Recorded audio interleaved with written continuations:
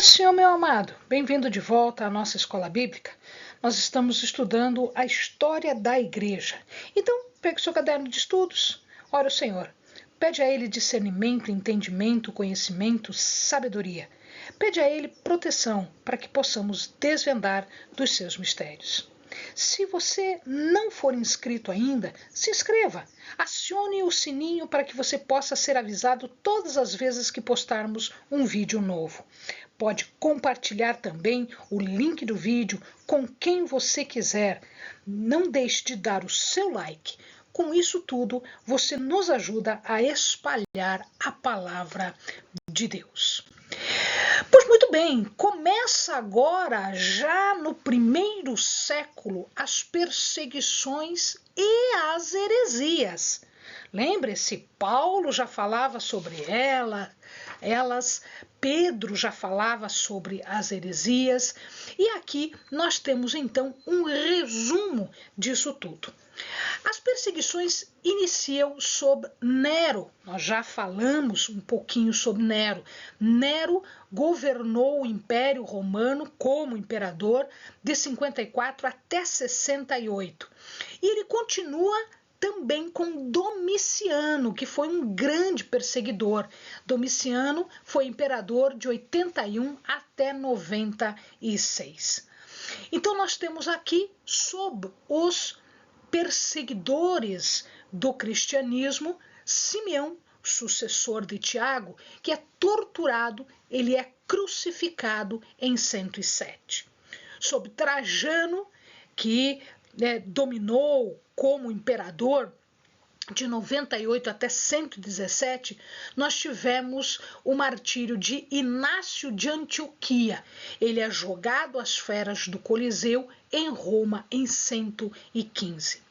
Também Policarpo de Esmirna, que era um discípulo de João, ele é queimado na fogueira em 155 pelo imperador Antônio Pio. Justino Mártir é decapitado em 166 sob o imperador Marco Aurélio. Na transição para o segundo século, quando nós passamos desse século de 99, 100 para o segundo século, as comunidades elas já são descritas como carnais, divididas e decadentes. Amados, não havia se passado ainda 100 anos de igreja e elas já começaram a ficar decadentes. Decadentes, divididas, carnais. Éfeso é advertida para que ela se arrependa e para que ela volte. Por que esse declínio? Por que a igreja começa a decair da fé e da adoração? Porque os apóstolos já estão praticamente todos mortos. O último a morrer é João em 99, 100. Ou seja, e ele estava ainda muito tempo, no final da sua vida, muito tempo no exílio. Então, não haviam descendentes espirituais destes apóstolos, descendentes de nível espiritual destes apóstolos. A igreja passa a ser uma organização, passa a ter uma autoridade religiosa centrada em pessoas. Portanto, os dons do Espírito, tão necessários à santidade, já estavam sendo substituídos. A igreja fica à mercê, fica entregue a ensinos errados e a líderes que não passavam de pessoas carnais que estavam defendendo os seus interesses e não o crescimento e o sucesso, a adoração de Deus da igreja. A igreja começa a se estruturar, ela se organiza. Num primeiro momento, claro, para poder a enfrentar as heresias que estavam surgindo, ela precisava de uma estrutura, ela precisava de uma organização. Entretanto, esta organização e essa estrutura, ela aparece, sim, com este objetivo, sim, mas ela começa a substituir a vida com controle, normatização e rigidez de uma pessoa. Os presbíteros, que tinham função específica de pastorear e governar uma igreja local, o bispo, que era um pastor de pastores e cuidando de mais de uma denominação, mais de uma região, né? Os presbíteros aqui ensinavam, regiam a congregação, eles eram os pastores, os mestres, eles formavam um colégio, um corpo que nós chamávamos de presbitério. Esses presbíteros e pastores, eles ministravam, eles serviam, eles administravam a igreja. Quando eles se tornavam mais velhos, maduros, quando eles já estavam dando frutos no Espírito Santo, eles assumiam proeminência, eles assumiam status. Surge então um episcopado, uma liderança em cada localidade. O bispo que surge daí é um líder único e forte. A palavra dele era a palavra final. Não interessa se a palavra dele estava ou não de acordo com a palavra de Deus, de acordo com os ensinamentos de Deus, de acordo com o ensino de Cristo. Isto não interessava. Interessava que a palavra dele era lei. Surgem, óbvio, partidos. Pessoas que eram a favor deste ou daquele bispo de acordo com interesses pessoais e não com interesses da igreja, não com interesses do povo, não com interesse de adorar a Deus e de fazer a obra de Deus. Surgem facções, divisões, surgem denominações. Eu sou deste, você é daquele, portanto eu sou contra você. Surge então uma filosofia que é tida como a pior heresia daquela época. Ela é chamada de gnosticismo. E ela juntava heresias judaicas com misticismo oriental. Por exemplo, ela negava que Cristo tivesse vivido uma vida física real. Ou seja, Cristo, Jesus, não era homem, não era pessoa, não havia nascido, não havia crescido como pessoa.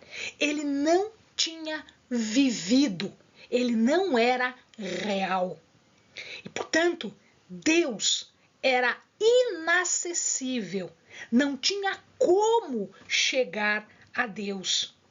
Jesus era um intermediário, era uma pessoa santa, era uma pessoa boa, era uma grande pessoa, mas não deixava de ser o que eles chamavam de intermediário celestial, das hostes celestiais. Era, portanto, mais um, não era o único, ele era um intermediário, um sem importância. Eles diziam também que o pecado não habita o espírito, que o pecado habita a matéria. Ora, se o pecado habita a matéria, então eu posso fazer o que eu quiser, contanto que eu esteja já salva. O meu pecado físico não tira a minha salvação, porque eu já fui salva e, portanto, não posso perder a salvação por nada de pecado que eu realize. Para combater estas heresias, a igreja começa a se estruturar ainda mais e formalmente. Ela precisava combater com força essas heresias que roubavam as pessoas que não conheciam, que eram fracas na fé. A maior influência aconteceu entre 135 a 160, ou seja, do meio do ano, do meio do século, mais ou menos, do século II, então 135 a 160. A heresia crescia enquanto o Espírito de Deus decrescia, declinava, desaparecia. Para tentar deter o gnosticismo, a igreja desenvolve uma organização única, fechada, definida, que é diferente do cristianismo primitivo que nós vimos nos vídeos anteriores. Nós estamos falando de uma outra igreja, de uma igreja com poder e autoridade centrada em pessoas e não centradas na palavra e na pessoa de Cristo. Gnosis quer dizer conhecimento místico, quer dizer sobrenatural. Algumas pessoas acham que o gnosticismo teve origem egípcia ou babilônica. Alguns ainda dizem que ela veio de uma religião conhecida como zoroastrismo ou pandeísta. De qualquer forma, ela era errada, ela era herética. A salvação, diziam eles, depende do conhecimento teológico e não da fé. Então, se você tem um conhecimento teológico e só os perfeitos e escolhidos é que têm esse conhecimento, estes são salvos. Não adianta você ter fé, você não vai ser salvo. E isto era o que a heresia gnóstica falava. Eles negavam que Jesus Cristo havia encarnado, que Cristo, que o Verbo havia sido feito pessoa, que havia vindo a nós como pessoa. Eles negavam que Deus era supremo, que era poderoso.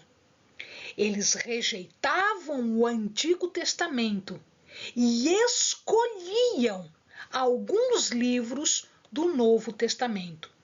Lembrem-se, nós falamos no vídeo passado, o Antigo Testamento já existia. Era conhecido como o Testamento hebraico, a Bíblia hebraica, e havia sido feita toda transliterada em grego, ou seja, a tradução da Bíblia antiga, da Bíblia hebraica, tinha sido reescrita em grego. E eles rejeitavam isso tudo. Claro, porque que ali aparecia um Deus supremo, ali apareciam as profecias de Cristo, ali apareciam todas as profecias que negavam o que eles achavam que era correto. Lembre-se também que o cânon do Novo Testamento não estava pronto. Tanto isto 135, 160, nesta época toda, ainda haviam cartas soltas. Este cânon, este Novo Testamento, ele só vai aparecer no século IV. Então, antes do ano 400. Mas aqui ele não existia ainda. O orgulho deles era dizer que só eles tinham conhecimento, só eles eram capazes, eles eram os maiorais. E este orgulho obscurecia o senso, o sentido de pecado. Por isso, como eles eram o máximo, como eles eram os únicos salvos e os únicos que detinham o conhecimento, eles eram incapazes de pecar. determinado herético chamado Marcião, ele cria uma doutrina chamada marcionismo. E ele ia além. Ele compilou algumas cartas de Paulo, as que lhe interessavam, e pegou o Evangelho de Lucas, tirou as partes que não lhe interessavam, que provavam a divindade e a humanidade de Cristo, e ele exibia estes livros como se fossem a base de toda a verdade. Ele, por exemplo, negava a paternidade de Deus. Deus não era pai. Ele não aceitava a encarnação de Jesus, rejeitando o Antigo Testamento. E ele diz que o Antigo Testamento não existia mais. Por quê?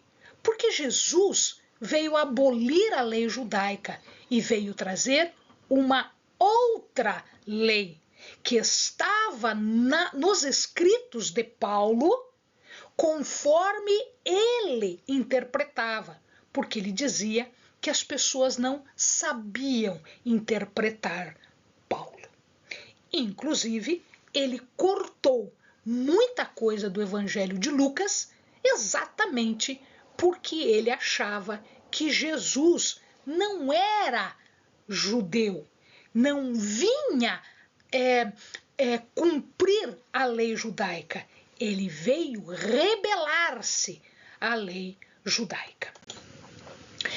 Um outro era o montanismo. O montanismo foi fundado por uma pessoa chamada Montano, daí montanismo. Eles eram celibatários, eles jejuavam e eles nunca comiam carne.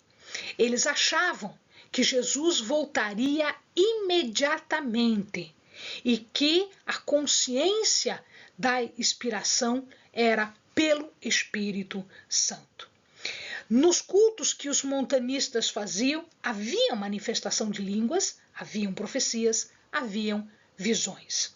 Mas estas profecias tinham um foco especial.